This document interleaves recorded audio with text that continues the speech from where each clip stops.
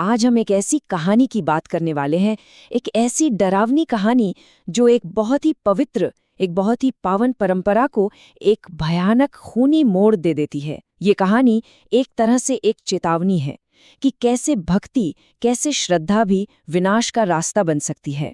तो हमारी कहानी की शुरुआत होती है एक रहस्यमयी तांत्रिक के इस दिल दहला देने वाले प्रस्ताव से। सोचिए, कोई कह रहा है ये व्रत पति की लंबी उम्र के लिए होता है, लेकिन अगर इरादा उल्टा हो तो तुम उसकी मौत भी बुला सकती हो। मतलब एक ऐसा प्रस्ताव जो पूजा को सीधा सीधा पाप में बदल दे। तो चलिए, इस कहानी के अंधेरे में उतरने से पहले, है ना, ये जरूरी है कि हम उस रोशनी को समझें। मतलब पहले उस परंपरा की बात करते हैं जिसे इतना ज्यादा भ्रष्ट किया गया। तो करवा चौथ, सब जानते हैं कि ये एक वार्षिक हिंदू त्योहार है।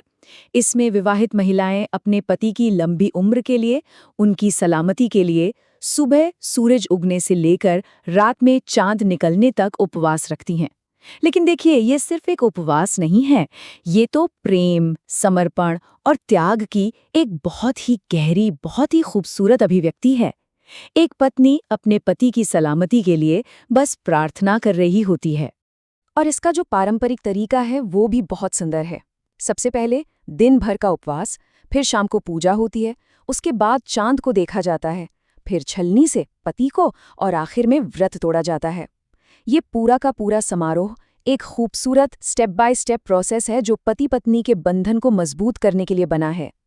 लेकिन सोचिए जरा, क्या हो अगर इसी बंधन को तोड़ने के लिए इसका इस्तेमाल किया जाए। चलिए अब कहानी के उस हिस्से में चलते हैं जहां एक महिला, रीता, उसके लिए ये पवित्र परंपरा एक क्रूर मजाक से ज्यादा कुछ नहीं थी। उसका पति विजय हर रात जब वो नशे में धुत घर लौटता था तो उसके कदमों की आहट से घर में खुशी नहीं बल्कि एक खामोश भयानक डर फैल जाता था। ये सिर्फ दिमागी परेशानी नहीं थी, ये दुर्व्यवहार लगातार होता था और शारीरिक भी था। और फिर एक रात तो हद ही हो गई, बात एक हिंसक हमले तक पहुंच गई जिसमें खून तक बह निकला। अब सोचिए, रीता अपनी जान बचाने के लिए उस रात अंधेरे में भाग रही थी और बस इसी पल में उसकी हताशा, उसका दर्द अपने चरम पर पहुंच गया। और जब इंसान पूरी तरह टूट जाता है ना, तो वो कुछ भी करने को तैयार होता है। अपनी इसी सबसे बड़ी निराशा के पल में रीता की मुलाकात होती है एक रहस्यमयी औरत से, तांत्रिक तारामती। वो दावा करती है कि वो तंत्र मंत्र की काली शक्तियों को जानती है और वो रीता के सामने एक बहुत ही भयानक समाधान रखती है। तो यहाँ पर उस पवित्र व्रत को पूरी तरह से 180 डिग्री उलट दिया गया। जहाँ पति के जीवन की कामना होती थी, वहाँ अब उसकी मौत का प्लान था। जो प्रेम का प्रतीक था, वो अब बदले का हथियार बन चुका था। जहाँ सुरक्षा मांगी जाती थी, वहाँ अब विनाश को बुलाया जा रहा था। मतलब प्यार की प्रार्थना अब नफरत की एक खौफनाक साजिश बन चुकी थी। और इस साजिश के लिए, इस काले अनुष्ठान के लिए जो चीजें चाहिए थीं, वो भी उतनी ही भयानक थीं। खून, हड्डियां, शमशान की चिता से उठाई हुई राख और एक ऐसा वर्जित मंत्र जिसे बोलना भी पाप था। मतलब हर वो चीज जो शुभ के बिल्कुल बिल्कुल विपरीत हो। और रीता मान जाती है। फिर आता है करवा चौथ का दिन, और उसी दिन वो और तांत्रिक तारामती अपना वो काला काम शुरू कर देते हैं। और वो रात, वो मनहूस रात, एक एक पल के साथ और भयानक होती जाती है।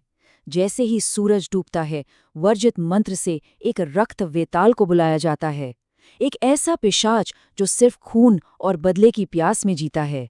फिर शाम के 7 बजे विजय घर लौटता है, बेचारा इस बात से बिल्कुल अनजान कि वो खुद एक भयानक अनुष्ठान का निशाना है। और फिर जैसे ही चांद निकलता है, रीता खून से सनी हुई छन्नी से विजय को देखती है।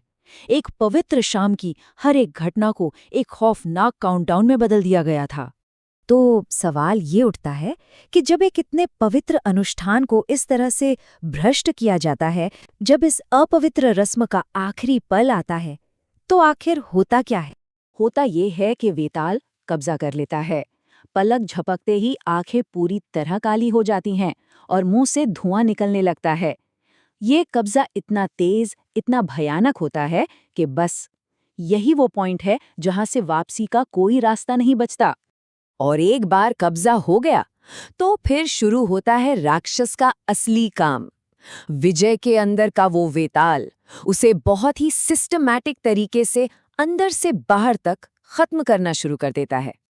और इसके जो लक्षण थे वो किसी भी डॉक्टर की समझ से बाहर थे। उसके पैर पीछे की ओर मुड़ गए थे, वो दीवारों पर रेंगने लगा था, उसकी छाती से लगातार खून बह रहा था जो रुक ही नहीं रहा था, और वो शमशान घाट से कच्चा मांस मांग रहा था। मतलब विजय का ये जो बदलाव था ये सिर्फ दिमागी नहीं था बल्कि पूरी तरह से एक वीभत्स शारीरिक बदलाव था। जाहिर है अस्पताल में कोई उसे संभाल नहीं पाता। वो वहां से भाग जाता है और सीधा उसी जगह पहुंचता है जहां से ये सब शुरू हुआ था। वो बावड़ी, कहानी का सर्कल जैसे पूरा हो रहा था और उसे वापस उसी राक्षसी सौदे वाली जगह पर खींच लाया था। और वहां रीता खड़ी मुस्कुरा रही थी। उसके देखते देखते विजय अपनी आखिरी छलांग उस बावड़ी में लगा देता है और इसी के साथ वेताल का पहला काम पूरा हो जाता है। विजय मर चुका है और रीता आजाद है। एक पल के लिए सब कुछ एकदम शांत हो जाता है। ऐसा लगता है चलो उसकी वो हताश योजना आखिरकार काम कर ही गई, वो आजाद है। पर क्या वो सच में आजाद है? नहीं, क्योंकि आजादी उस राक्षस के सौदे का हिस्सा तो कभी थी ही नहीं। तभी वेताल विजय के बेजान शरीर से बाहर निकलता है और उनके कॉन्ट्रैक्ट में छिपे उस सबसे डरावने मोड़ का खुलासा करता है। वो रीता से कहता है, अब तक मैं तुम्हारे आदेश मानता था, अब तुम मेरे आदेश मानोगी। ये कहानी हमें एक बहुत ही डरावनी बात याद दिलाती है कि बदला लेने की कीमत कभी-कभी आज़ादी से भी कहीं ज्यादा होती है। तो सवाल यही है कि जब बदले के लिए एक राक्षस को बुलाया जाए तो असली मालिक कौन होता है, बुलाने वाला या बुलाया गया? इसका जवाब शायद हमेशा हमें डराता रहेगा।